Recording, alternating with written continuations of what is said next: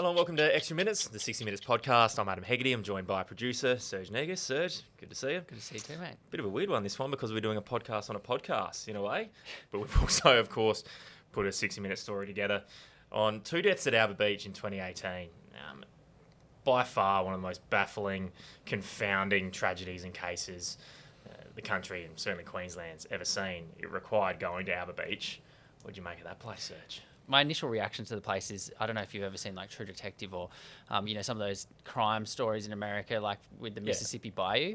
True It's kinda Detective like that. Season 1 vibes is me quoting you, and it is the best possible description I could ever possibly give for that place. It was spot on. It really is, because it's sort of like this backwater where there's this pretty big, sort of quite brown beach with like a brown river coming out of it, and then a swamp on the other side of the town, and the town's kind of caught between the swamp and the beach, and it's tropical, and there's like nice aspects to it, but it's so raw. It's very raw, and like, there's these houses that are sort of ramshackle where they've been sort of built clearly without any kind of regulations in place or anything like that, and they've just been added on.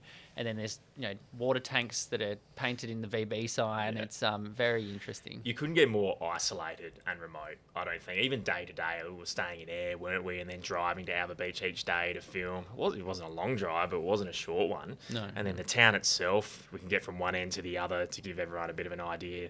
I think it was about a 5-minute drive. In the end, it is the tiniest place I think I've ever possibly gone to that you can call a town. It really is. But then there's this sort of vibe when you're there that I found fascinating, which is all the kids, all the people, they're in the street, everyone clearly knows each other. There's kids driving around on, like ATVs and four-wheel drives and like not legally, and doing donuts and in front of you and trying to impress you, and everyone fishing. It's, it's quite something. Yeah. I said for the podcast I'm recording on this, the first impression I got being there was you wouldn't expect something so violent to happen there, but then in a way you sort of can understand it because it's so isolated. Where did you land on that? Totally. And I think there's another factor that potentially kind of feeds into the story with that too, which is Australia's drinking culture and drinking cultures in Queensland as well. Like there's like, I saw people there having beers at 8 a.m. in the morning, and booze factors into these potentially dangerous scenarios, and it played a big part in this story, obviously. Yeah.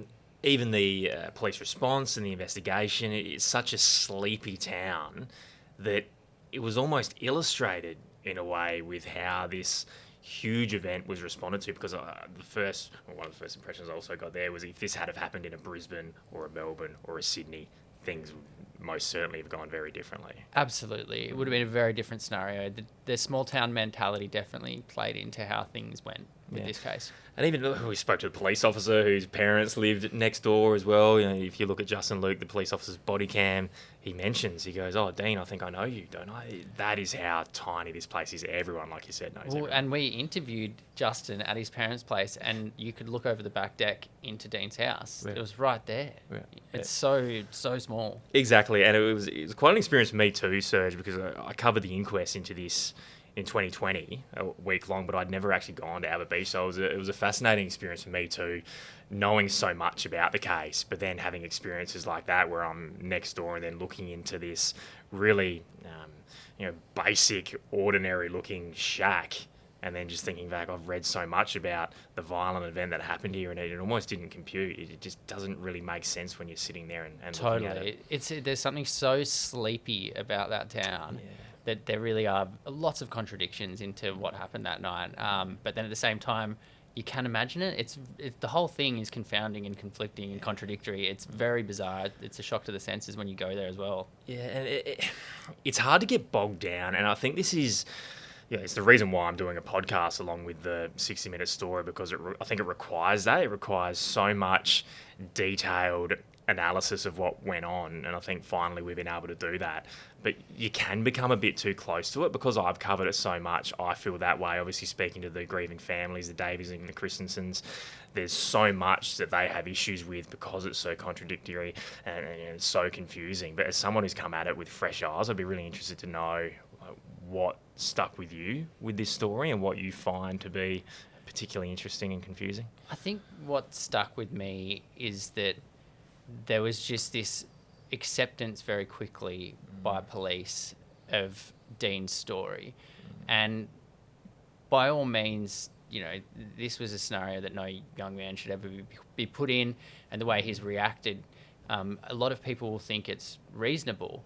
But you have to test that evidence and that testimony in court when someone dies, so that people get the answers that they need and the families can get closure. Yeah, and I can tell you right now, I've had a lot to do with the Davies in particular, and also the Christensens over a number of years now. And when I told them that that was a reaction, but not only that, we'd spoken to a former coroner who's suggested the same thing. Heather, Tom Davies' mum, told me she cried in that moment, because that's what she's been, the whole family and the Christensen family, been pulling their hair out for years now. It's been 5 years since the inquest. Like, why won't people listen to us and understand why we have an issue with how this was conducted? And I think a lot of people, rightfully so, look at and listen to the body cam and the 000 calls and see a clearly frightened teenager who's killed these two men. And that's what this story is about for us. Is it's not about, you know, whether someone's innocent or guilty. It's really about how the police didn't do their job properly and how the court system also potentially failed. Yeah.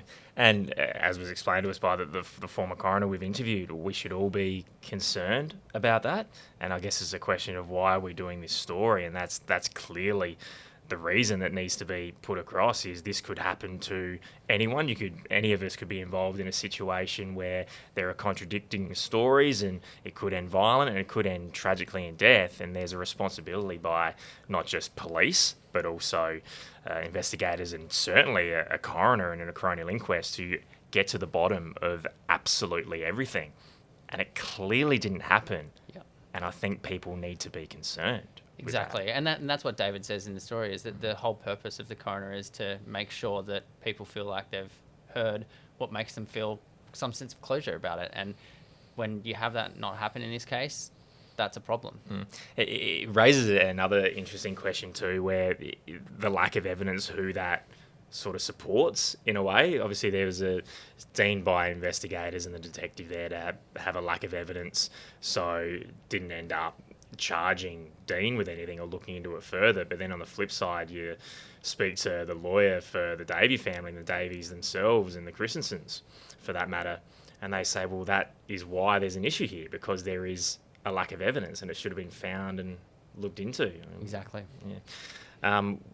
Where did you land in terms of what you think should happen from here as someone who's come at it more recently? I think the most obvious thing is that there should be another inquest, and at least that way all the parties would feel like they've been heard, and you know, the outcome might be the same. They might not change that much, but again, it just goes towards giving the families of the victims of the stabbing, you know, that they get some sort of closure. And that's going to be the question, right? People look at it and make up their mind and go, well, why do we need another inquest if it's just going to end up with the same conclusion? But you know, I think definitely it's worth doing that, just purely to give families closure at the very least, that justice has been served for them and their boys have been treated with the respect they deserve and not treated like drunken home invaders. Did you understand where they're coming from there? I'm sure you do also. Absolutely. And I think that there's, again, anyone can see both sides of this story, and the only way to find some sort of sense of clarity is to have another inquest so that those voices can be heard, because in the current state it's just this confusing story has been left to its own confusion. Well, exactly right. And I tell you what, because I sat through the inquest, and I guess I can give a bit of insight here, I actually carry a little bit of guilt actually as one of the reporters who covered the inquest, because it was such a small group of people covering it in Cairns, so a regional location, where a lot of this nitty-gritty stuff that raises questions and doubt with all the stories really went overlooked and missed because of everything else that was happening around it. There were 000 calls being released, really quite dramatic,